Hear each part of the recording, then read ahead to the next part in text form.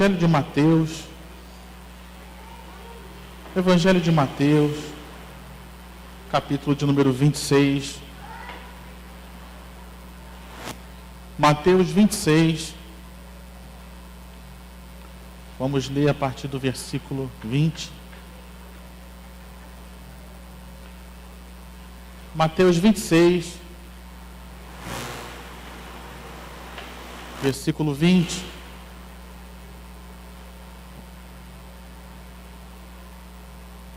Você já achou? Diga amém. Então vamos ler, diz assim a palavra do Senhor. Ao cair da tarde, Jesus pôs-se à mesa com os 12 discípulos. E enquanto comiam, Jesus disse: em verdade lhes digo que um de vocês vai me trair. E eles, muito entristecidos, começaram um por um a perguntar-lhe: por acaso serei eu, Senhor? Jesus respondeu: o que comigo põe a mão no prato, esse vai me trair. O Filho do Homem vai, como está escrito a seu respeito. Mas ai daquele por quem o Filho do Homem está sendo traído. Melhor seria para ele se nunca tivesse nascido. Então Judas, o que o traía, perguntou: por acaso sou eu, mestre? Jesus respondeu: você acabou de dizer isso. Enquanto comiam, Jesus pegou um pão e, abençoando-o, partiu e deu aos discípulos, dizendo: tomem, comam, isto é o meu corpo. A seguir, Jesus pegou um cálice e, tendo dado graças, o deu aos seus discípulos, dizendo: bebam todos dele, porque isto é o meu sangue, o sangue da aliança derramado em favor de muitos, para a remissão, para perdão de pecados. E digo a vocês que dessa hora em diante nunca mais beberei desse fruto da videira, até aquele dia em que beberei com vocês o vinho novo no reino de meu Pai. E tendo cantado um hino, saíram para o Monte das Oliveiras. Amém? Vamos orar, Pai, no nome do Senhor Jesus. Estamos nesse domingo de festa, de alegria, de celebração e de ceia também. Pai, no nome de Jesus, fala conosco, ministra aos nossos corações a Tua palavra, Senhor. No nome do Senhor Jesus, nos enche da Tua graça, do Teu Espírito, que a Tua palavra seja pregada com total liberdade, que barreiras, que resistências, que toda ação contrária, todo espírito contrário sejam repreendidos nessa hora, no nome de Jesus. Que a Tua palavra seja pregada, ouvida, compreendida com total liberdade. É o que nós oramos e Te agradecemos em nome do Senhor Jesus. Amém e amém. Nesse texto que nós vemos, querido, o Senhor Jesus, Ele está instituindo a ceia. Está instituindo a ceia como um memorial para que todos os seus discípulos fizessem, comemorassem, celebrassem esse memorial de vez em quando. A Bíblia não especifica, não estipula que tem que ser mês a mês, de 2 em 2 meses, mas frequentemente o Senhor Jesus nos deu essa ordenança de que nós fizéssemos essa celebração, de que nós fizéssemos essa celebração em memória dele, em memória daquilo que ele fez. E é muito importante a gente perceber isso, porque a ceia, tanto a ceia quanto a Páscoa, foram estabelecidas pelo Senhor, foram estabelecidas por Deus, para que nós nos lembrássemos daquilo que Deus havia feito. Tanto a Páscoa foi estabelecida ao povo de Israel, para que eles se lembrassem do grande livramento que Deus havia dado a Israel, libertando Israel do Egito, depois de um cativeiro de mais de 400 anos. O Senhor também estabeleceu a ceia do Senhor, para que nós nos lembrássemos daquilo que Jesus fez na cruz do Calvário por nós, quebrando um cativeiro de não sei quantos mil anos que a humanidade estava debaixo do cativeiro do pecado, para que hoje nós pudéssemos ser livres, estarmos na presença de Deus, adorando a Deus e tendo direito a entrar pelos céus, pelas portas, porque Jesus abriu a porta para nós. Então hoje é um dia de celebração, hoje é um dia de nós nos lembrarmos das coisas que Deus fez. Mas além, como hoje é um dia de festa, como hoje é um dia de celebração, como hoje é um dia de aniversário da nossa igreja de 23 anos, vamos lembrar do que Cristo fez, sim, mas também podemos nos lembrar, que podemos aplicar essa palavra de uma certa forma, nos lembrando das coisas que Deus fez nessa igreja. Quantas coisas Deus já fez nessa igreja, quantas coisas Deus fez na sua vida neste lugar. Alguém aqui já foi abençoado nessa igreja, diga amém. Você que já recebeu alguma vitória aqui, diga graças a Deus. Então nessa noite que nós estamos aqui, você pode lembrar de alguma coisa boa que aconteceu na sua vida aqui nessa igreja. Você aceitou Jesus aqui. Você de repente veio de uma outra igreja, mas encontrou aqui o seu lugar, encontrou aqui um lugar para ser acolhido, para ser recebido, para servir a Deus. Isso são vitórias, isso são bênçãos, isso são coisas que Deus faz por nós, que Deus fez por nós. E num dia como hoje, de festa, de celebração, é um dia de nos lembrarmos dessas coisas boas que Deus tem feito por nós. Posso ouvir um amém? Posso ouvir um graças a Deus? Coisas boas, querido. Nos dias de hoje a gente ouve tanta coisa ruim. Nos dias de hoje a gente ouve tantas notícias ruins, que aconteceu isso, que aconteceu aquilo. E às vezes nós precisamos nos lembrar das coisas boas que Deus tem feito com a gente. Às vezes precisamos lembrar das coisas boas, coisas alegres, coisas que Deus fez que nos trouxe alegria, coisas que Deus fez que a gente não esperava e que Deus fez, coisas que Deus fez que foram impossíveis aos nossos olhos, mas Deus realizou. Como foi o caso aqui, algo impossível para Israel era ser libertado do Egito. Algo impossível para a humanidade era ser libertado do pecado. Mas Deus fez o impossível pelo povo dele, tanto no Antigo quanto no Novo Testamento. Isso são coisas que devem ser celebradas. Isso são coisas que devem ser lembradas constantemente. A festa da Páscoa, no caso, era celebrada anualmente. Havia uma prescrição na lei que fosse celebrada anualmente. A celebração da ceia é celebrada frequentemente também para que nós tragamos à nossa memória as coisas que Deus fez. Eu acho interessante quando nós olhamos para o texto, tanto da Páscoa quanto da ceia, é que o texto ele é muito paradoxal. Ele é muito, de uma certa forma, antagônico. Porque nós olhamos por um lado a Páscoa e também a ceia, era um tempo de festa. Era uma festa a ser celebrada. Mas quando a gente olha para o texto, a gente sabe que nesse momento era um momento de maior guerra espiritual, em que Cristo estava para estabelecer a nova aliança, mas Satanás estava tentando resistir, atrapalhar ou impedir que o plano e o projeto de Deus acontecesse. Não é à toa que a Bíblia diz um pouco antes que Satanás entrou em Judas pouco antes da ceia acontecer. Então a gente percebe que existe um certo paradoxo na celebração da ceia. Existe um certo paradoxo na nossa vida espiritual. Como é que pode, pastor? Nós vamos celebrar o aniversário da igreja, vamos celebrar uma ceia, mas eu estou no meio de uma luta, eu estou no meio de uma aflição, eu estou no meio de uma guerra espiritual, meu irmão, seja bem-vindo ao Evangelho. Aconteceu isso na primeira ceia, aconteceu isso na celebração da Páscoa. Era um tempo de libertação, era um tempo de milagres, era um tempo de bênção, mas Faraó estava vindo atrás para correr, para pegar o povo de Israel. Então, às vezes, a vida espiritual, a nossa vida com Deus, a nossa vida de fé tem um pouco disso, essas situações antagônicas, paradoxais, totalmente opostas. Era um tempo de alegria, mas também um tempo de tristeza. Alegria por causa da nova aliança. Alegria por causa do perdão dos pecados. Mas tristeza porque Cristo teve que padecer e morrer no nosso lugar. Toda vez que a gente celebra a ceia, não tem um pouco disso também?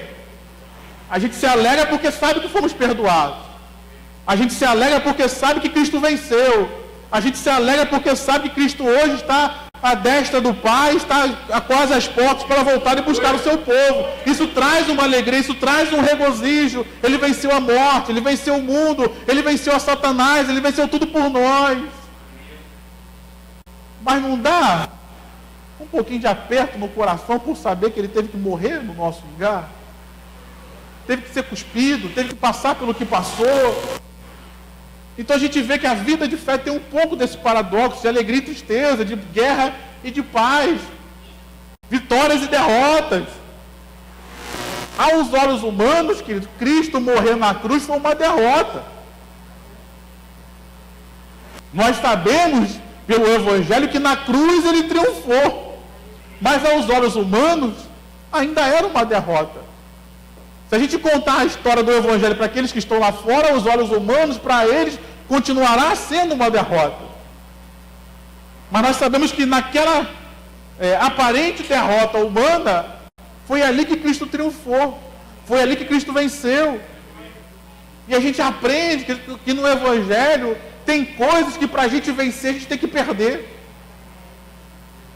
Eu sei que essa é uma mensagem que às vezes é meio contraditória com aquilo que a gente só ouve aí fora, que é só vitória, que é só ganhar, que é só determinar, mas no Evangelho, às vezes, para a gente ter a maior vitória, a gente precisa perder. E o próprio Senhor Jesus disse isso: aquele que amar a sua vida, perdê-la-á. Mas aquele que aprender a perder a sua vida por amor a Cristo, esse vai ganhar. Se a gente quiser vencer, querido, tem coisas que a gente precisa perder. Cristo nos ensinou isso. Para Ele vencer e triunfar por nós, Ele teve que perder, teve que ir à cruz, teve que ser humilhado.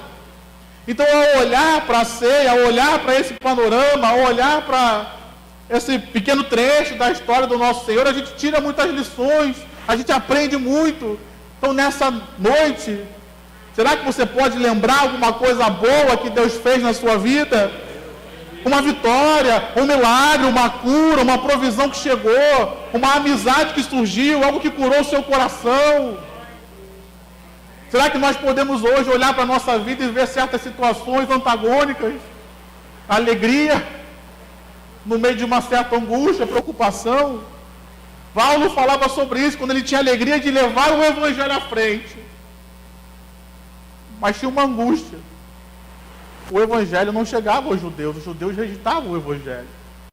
Tinha uma angústia, ele estava levando o Evangelho à frente, pregando, pessoas aceitando a Cristo, sendo salvas, sendo libertas. Mas havia uma coisa que entristecia o coração dele, a perseguição dos próprios judeus contra ele. Veja, o Evangelho muitas vezes tem esses dois caminhos. Talvez hoje você esteja vivendo assim, querido. Por um lado, você tem motivos de grande alegria. Por outro, você está vivendo talvez a maior guerra da sua vida. Tenha certeza, meu irmão, Jesus está com você. Tenha certeza, Jesus sabe o que você está passando, porque Ele enfrentou isso. E tenha certeza, Jesus já te garantiu a vitória sobre todas essas coisas. Diga amém, diga graças a Deus, diga aleluia.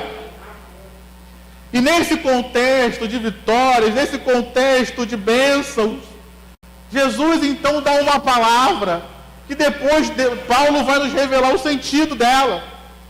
Jesus nos dá uma palavra que está no versículo 21, que ele pergunta aos seus discípulos, ele diz aos seus discípulos, ele faz uma afirmação, ele diz: alguém que está aqui em nosso meio vai me trair.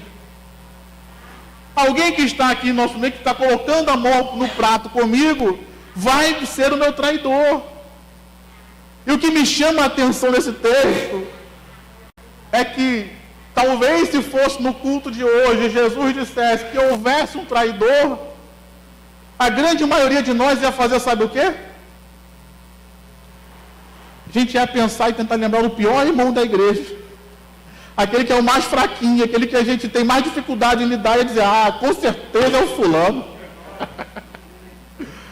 Esse aí com certeza é o traidor. Dentro da conjuntura bíblica, quem mais parecia que seria o traidor aqui? Pedro. Lembre-se, Jesus falou com Pedro que iria morrer, e Pedro falou: não faça isso com o Senhor. Longe de Deus o Senhor ser morto. Aí Jesus falou o que para Pedro? Para trás de mim, Satanás, porque você cogita da coisa dos homens e não de Deus. Logo mais aqui na frente, Pedro é dito que ele vai negar a Cristo 3 vezes. Aos olhos humanos, quem parecia mais que iria trair a Cristo? Pedro. Judas estava meio camuflado, Judas estava meio esquecido. Então, olhar a esse texto, eu aprendo algo tremendo, que daqueles discípulos do passado, apesar de todas as suas fraquezas, ao serem confrontados pela palavra, que foi que o Paulo revelou a nós, dizendo: aquele que for participar da ceia, examine-se a si mesmo, não examinar o outro não, examine-se a si mesmo. A palavra de Cristo aqui dizendo que havia um traidor, trouxe um exame para cada um deles. E os discípulos, ao invés de ficarem olhando uns aos outros, tentando acusar uns aos outros, eles olharam para si e disseram: Senhor, será que sou eu? E aqui eu queria que nós fizéssemos a mesma coisa, que olhássemos para dentro de nós. Porque é muito fácil a gente olhar as fraquezas e debilidades dos outros e dizer que o outro é o traidor. Mas é difícil nós olharmos para dentro de nós e vermos as nossas fraquezas e debilidades e consertá-las, para que ainda que tenhamos pensado em trair, ainda podemos consertar, ainda podemos mudar, ainda podemos mudar o nosso procedimento, sair do caminho do erro. E por isso eu coloquei o tema dessa mensagem de hoje. Que discípulo nós somos? Que discípulo eu quis personalizar um pouco mais? Que discípulo você é? Que discípulo eu sou? Que discípulos temos sido diante de Jesus? Será que, se nós estivéssemos lá, nós iríamos perguntar assim: oh, será que sou eu? Será que sou eu que posso ser o traidor? Será que sou eu que vou ser aquele que vai trair a Cristo? Eu queria então examinar os 4 tipos de discípulos que aparecem nesse texto, que são identificados nesse texto. O primeiro, claro, Judas. E eu quero chamar a sua atenção, porque o texto de Lucas, que trata da mesma história, Lucas capítulo 22, o evangelista Lucas vai chamar de Judas de traidor. Preste bem atenção no que eu quero te dizer aqui. Se Jonas está aqui e o sapato dele está meio sujo, ele fala para mim: pastor, você sabe engraxar um sapato? Eu falo: sei. Se eu engraxar um sapato para ele, isso me faz um engraxate? Não. Eu não sou um engraxate só porque eu engraxei o sapato dele. O texto, a Bíblia vai afirmar que Judas, ele era traidor. Não era simplesmente que ele traiu a Cristo, mas porque ele era traidor. Fazia parte do caráter dele, fazia parte da índole dele. E muitos comentaristas vão dizer que Judas traiu a Cristo pelo fazer a vontade dele se cumprir. Judas queria que Cristo se levantasse e instituísse o reinado de Israel. Então, ele meio que traiu a Cristo para forçar Cristo a uma atitude, para forçar Cristo a tomar uma posição. E muitos de nós, queridos, somos assim. Às vezes queremos colocar Deus na parede. Às vezes queremos forçar Deus a fazer aquilo que a gente quer fazer. E por muito menos a gente vende a Cristo, querido. Por muito menos a gente tenta impor a nossa vontade diante de Deus. É muito fácil a gente olhar para os outros e dizer: fulano é isso, fulano é aquilo, mas vamos olhar para a nossa vida. Será que alguma vez eu fui traidor da mensagem do Evangelho quando eu a vendi por muito pouco? Será que alguma vez eu fui traidor de Cristo quando eu quis impor a minha vontade perante Ele e dizer que Deus tem que fazer do meu jeito? Foi o que Judas tentou fazer. Ou é do meu jeito ou não é. E eu pergunto: quem é o Senhor? Nós ou Cristo? Cristo é o Senhor, querido. É do jeito dele. Tem coisas que Deus pode até fazer por nós, para nos abençoar, para alegrar o nosso coração, mas naquilo que é determinado por Ele, naquilo que é determinado pela soberania dEle, como era o caso da salvação, não pode ser alterado, querido. Deus não vai alterar só por um capricho nosso. Foi o que Deus fez aqui nesse texto. Judas tentou traí-lo, mas o propósito de Deus continuou se cumprindo na vida de Cristo. O propósito de Deus continuou se cumprindo na história do mundo. O propósito de Deus continuou se cumprindo na vida dos outros discípulos. Então, meu irmão, quando a gente entra nesse caminho de embate com Deus, quando a gente entra nesse caminho de tentar fazer se cumprir ou impor a nossa vontade com Deus, é sempre a gente que perde. O propósito de Deus continua.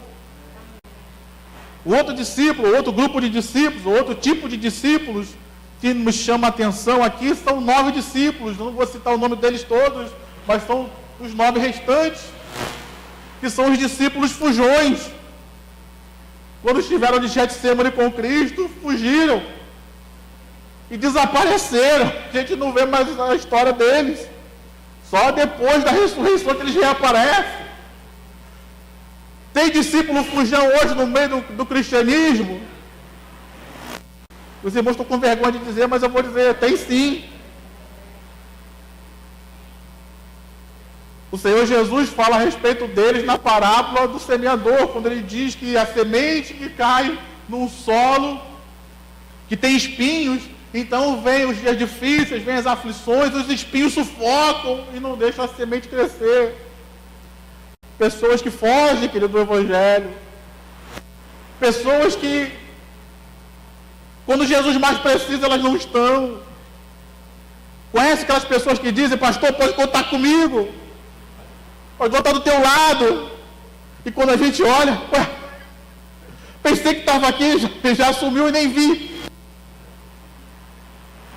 Pessoas que às vezes nós não podemos contar com elas nas horas de aflição. A gente pode contar com ela na hora do almoço. A gente pode contar com ela quando tudo vai bem. Mas na hora que as coisas apertam, onde essas pessoas estão? Discípulos fujões, 9 discípulos de Cristo tiveram essa mesma decisão. Quando Jesus foi para ser preso no Getsêmani, fugiram, sumiram, desapareceram e só reapareceram após a ressurreição. O outro discípulo que o texto nos mostra é Pedro. Pedro, eu botei o nome dele de negacionista só para mexer com você. Nada contra ou a favor, nada político, só para mexer mesmo com a sua atenção. Pedro foi um negacionista. E é aqui que eu queria me levantar um pouco em defesa de Pedro. Porque os outros 9 não negaram, mas também não estiveram presentes. É muito fácil a gente dizer que não nega quando a gente foge, né? Aí a gente bota a culpa, não só Pedro negou, mas Pedro ficou lá. Talvez se ele tivesse o apoio dos outros discípulos, ele estivesse mais encorajado para enfrentar aquela situação. Mas o texto nos mostra, e é uma verdade, Pedro, discípulo de Jesus, negou a Cristo 3 vezes. Lutou para estar com Cristo. Lutou para estar junto dele no momento difícil que Cristo passou, mas negou. Pedro, nesse contexto que eu estou tratando aqui, representa aquelas pessoas que acham que são muito mais do que elas realmente são. O pastor João falava um pouco sobre isso aqui no ofertório. Você conhece pessoas assim no meio evangélico? Ah, não, eu sou o melhor crente dessa igreja. Ah, eu sou muito bom, as coisas, quando eu prego as coisas acontecem, quando eu canto as coisas acontecem, quando eu estou no serviço da igreja as coisas acontecem, quando é o outro já não é tão bom quanto é comigo. Tem pessoas assim no nosso meio. Ah, eu canto mais, quando eu prego, quando eu canto, quando eu faço, vai mais gente na igreja. E começa a atrair a atenção para si mesmo, como se elas fossem algo melhor do que os outros. Ah, não, porque eu sou pastor, vocês não são pastores, então eu sou melhor. Aonde está isso na Bíblia? Pedro, que ele se achava melhor. Não é à toa que quando Cristo confronta ele, dizendo que ele iria negá-lo, Pedro diz, não, mas eu sou o melhor discípulo do Senhor, os outros podem fazer isso, eu nunca farei isso. Se achava melhor, querido. Se achava superior, se achava mais santo, se achava mais espiritual. Nós vemos crentes assim no nosso meio hoje. Temos crentes assim, querido. Pessoas que se acham superiores às outras por causa de tempo de igreja. Pessoas que se acham superiores às outras porque talvez leram mais a Bíblia, porque tem um curso superior, porque tem um curso teológico, um curso de formação na área da teologia. Meu irmão, todos nós somos discípulos de Cristo aqui. Não tem ninguém maior ou menor do que ninguém, não. O ministério pastoral não faz de um homem ou uma mulher ser maior do que o outro, não é apenas um chamado. É apenas algo que Deus chamou, mas a minha oração, ela funciona tanto quanto a sua.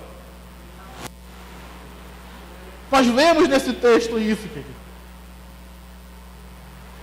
Deus, os discípulos de Jesus, aqueles a quem ele havia chamado, na hora primordial, que era a hora que Jesus iria passar pela sua maior dor, nós vemos que isso tudo aconteceu.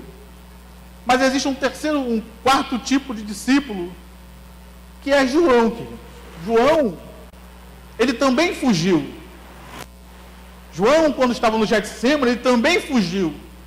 Mas o texto vai nos dizer que ele, ao fugir, depois ele vai encontrar com Cristo no templo, onde Cristo estava sendo julgado. E dali em diante, ele participa de todo o processo da crucificação, da morte, do julgamento, morte, crucificação e morte de Cristo. E isso traz algo para nós, querido. Eu botei aqui como um discípulo fiel. Se você perceber, todos erraram.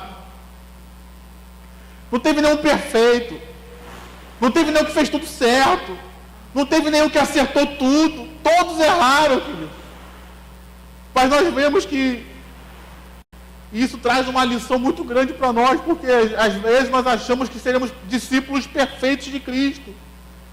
Se nós olharmos, até o discípulo mais próximo, ou os mais próximos, Pedro e João, erraram. Mas nós vemos que João, apesar de ter errado, ele reconheceu o seu erro e se voltou para Cristo. E isso é o que traz uma lição para todos nós dentro de todo esse contexto. Queria perguntar, qual discípulo nós somos hoje? Eu posso falar por mim, não posso falar por você. Mas em certos momentos da minha vida eu já fui cada um desses discípulos. Já fui aquele que traía Cristo. Me envergonhei de Cristo, como Pedro. Já fui aquele que fugi, querido.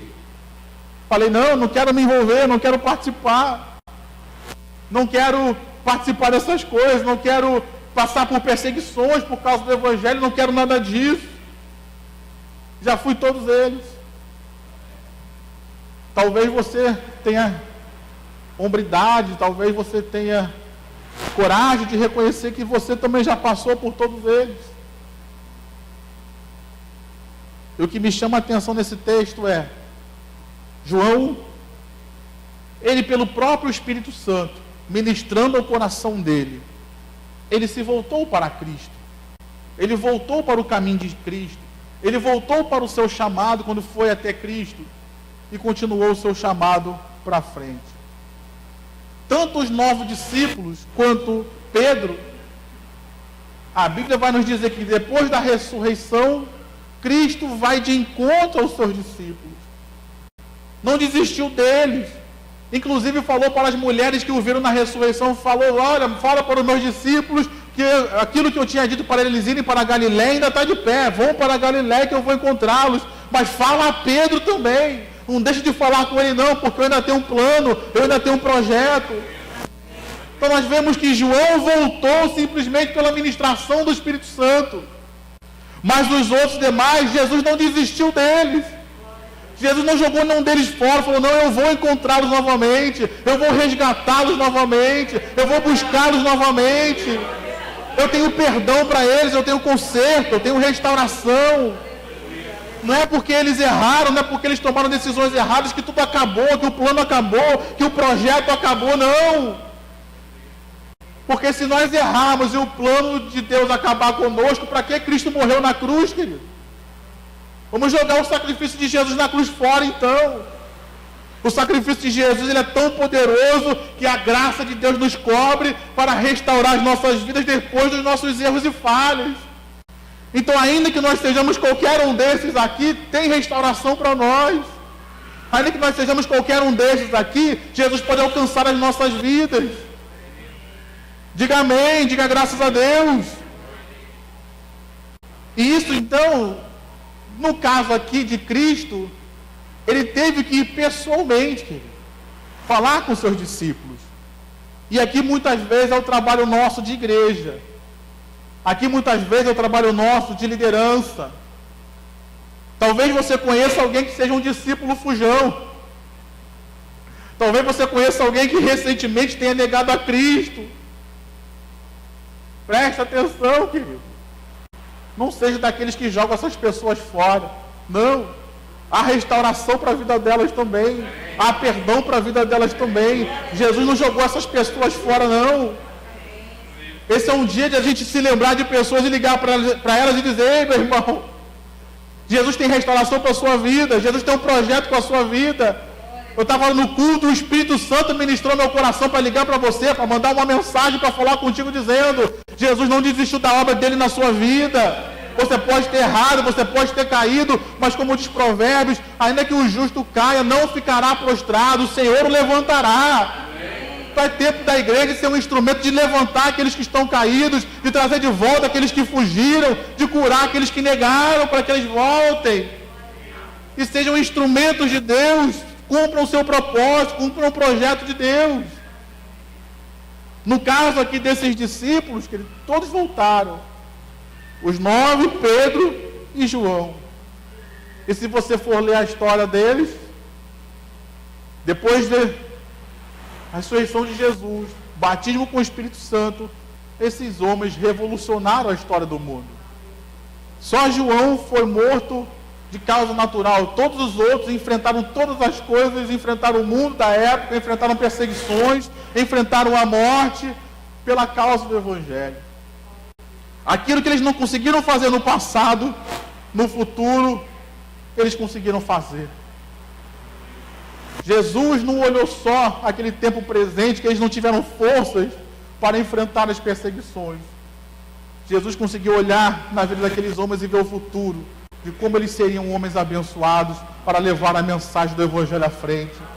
Talvez hoje você esteja aqui olhando e pensando, vendo só os seus erros, e eu vim aqui dizer para você, você só está olhando o seu momento presente, mas eu vim aqui dar uma palavra de Deus para você. Jesus já está vendo o seu futuro, e Ele está vendo que você é uma bênção. Jesus já está vendo o seu futuro, e você já venceu essa situação que hoje para você é tão difícil de vencer, parece uma luta gigantesca. Jesus está dizendo, isso aí que você está enfrentando hoje, você vai enfrentar 10 vezes mais, ainda vai vencer, porque eu vou ser contigo, porque eu vou te dar graça, porque eu vou te dar unção, eu vou te amadurecer, eu vou te capacitar, e você ainda vai ser um instrumento de bênção para pregar a minha palavra em meio a isso tudo. Aplauda o Senhor com o seu melhor.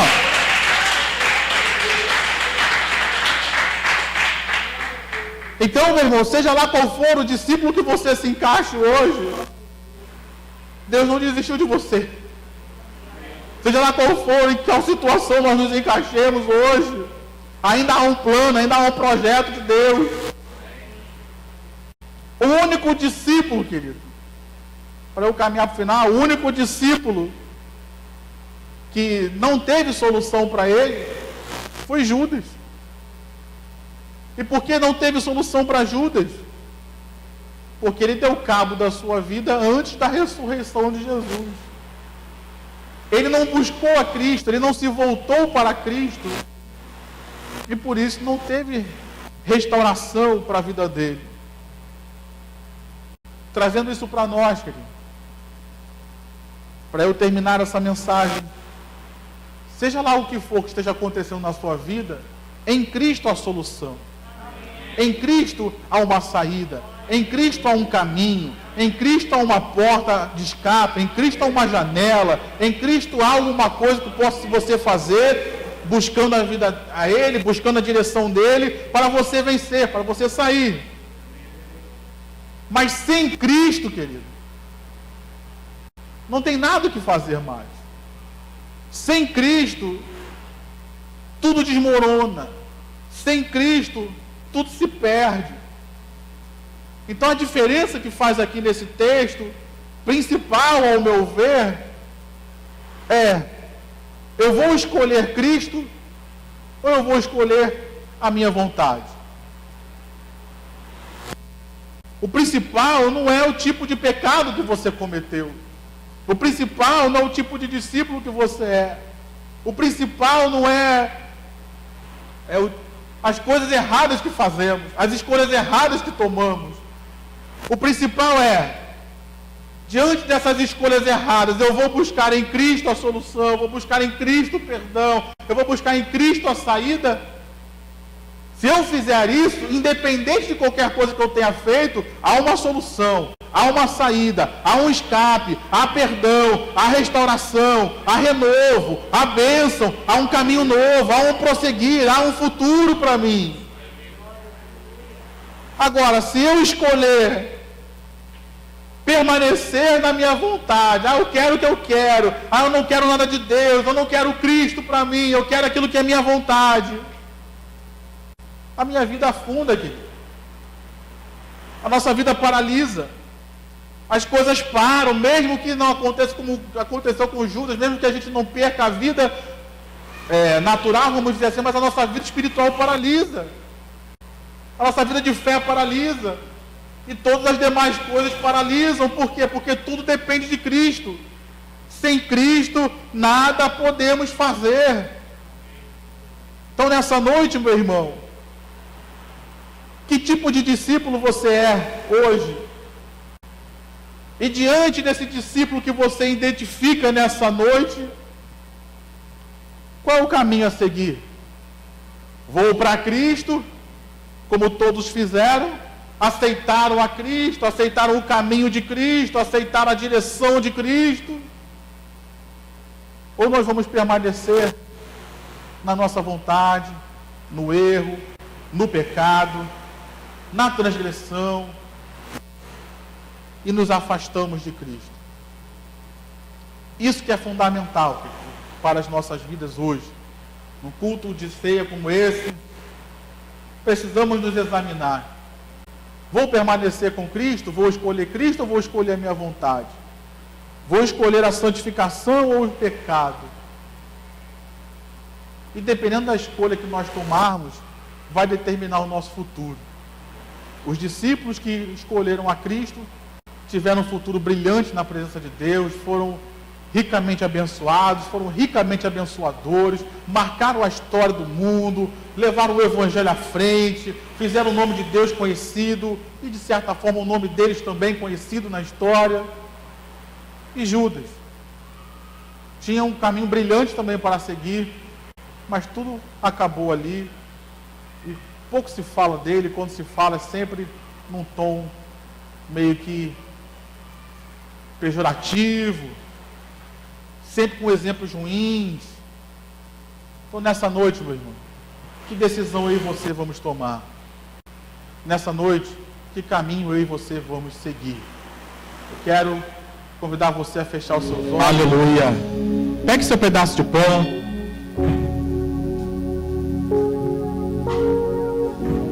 Vamos orar. Pai, no nome do Senhor Jesus, nós estamos de posse desse pedaço de pão que representa o corpo do Senhor Jesus Cristo, que foi moído na cruz do Calvário por todos nós, ó Deus. E nessa hora, como nós aprendemos nessa noite, não teve nenhum discípulo perfeito, Pai. E nós queremos olhar para nós mesmos e reconhecermos as nossas fraquezas, as nossas imperfeições. Nós queremos te pedir perdão, Pai.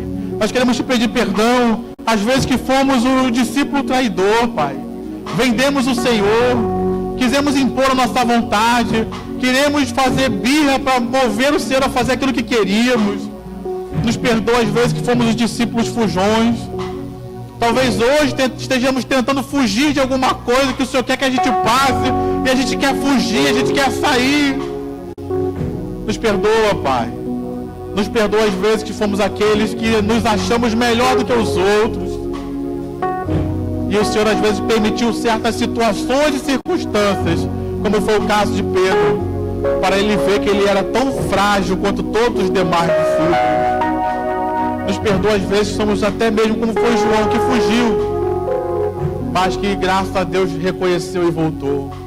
Não importa, Pai, quais foram as fragilidades, os pecados que cometemos, nós queremos dizer nessa noite, de posse desse pão, que nós estamos voltando, Senhor. Estamos voltando para Cristo, estamos voltando para o Senhor, estamos dizendo, Pai, perdoa os nossos pecados, perdoa as nossas falhas, nós nos arrependemos e entendemos que o Senhor tem o melhor caminho, que o Senhor tem a melhor solução, que o Senhor tem o melhor plano para nós. De posse desse pão, nós te pedimos, restaura a nossa comunhão. De posse desse pão, nós te pedimos, ó Pai, restaura as nossas vidas. De posse desse pão, restaura a santidade. Restaura, Deus, a alegria da salvação. De posse desse pão, Pai, perdoa os nossos pecados e sara os nossos corações. Porque nessa noite, noite de ceia, nós decidimos voltar para Cristo. Nós decidimos por Cristo. Nós decidimos pela vontade de Deus para as nossas vidas. Nós oramos, Pai, abençoando esse pedaço de pão e participamos dele no nome de Jesus. Amém. Participe do pão.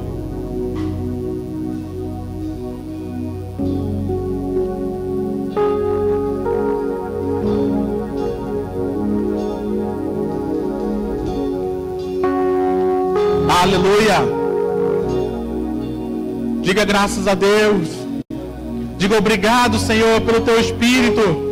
Obrigado, Senhor, pelo perdão. Obrigado, Senhor, por mais uma chance de escrever uma nova história. Aleluia. Pegue seu cálice. Abra com cuidado. Não.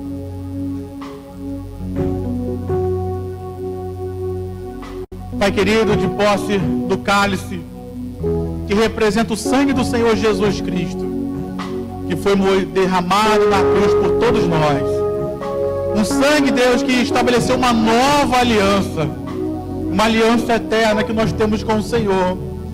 Nessa hora, Pai, de posse desse sangue, onde a Tua palavra também nos diz que o sangue é vida, ao participarmos desse cálice, que o Teu poder opere, Deus, curando as nossas enfermidades. Que ao participarmos do cálice, o Teu poder opere, curando a nossa alma, Pai. Que ao participar do cálice, o Teu poder opere, trazendo esperança novamente. Que ao participarmos do cálice, toda a culpa caia por terra. Que ao participarmos do cálice, toda a legalidade ao diabo seja sanada nessa hora. E todo espírito contrário saia das nossas vidas, pelo poder que há no nome de Jesus. Que ao participarmos do cálice haja cura, haja libertação. Que ao participarmos do cálice, Pai, as nossas fraquezas sejam tratadas e manifestadas pelo Teu poder, Senhor. Que ao participarmos do cálice, nós saiamos daqui cheios do Teu Espírito. É o que nós oramos, Deus.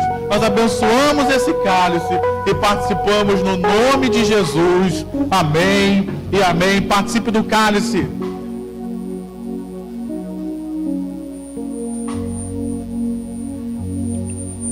Aleluia.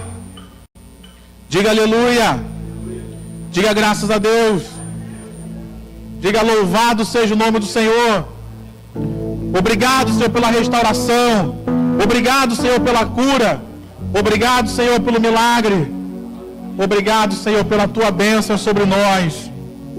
Obrigado, Pai, pela oportunidade de um novo futuro para as nossas vidas.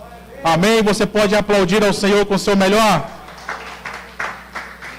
Aleluia.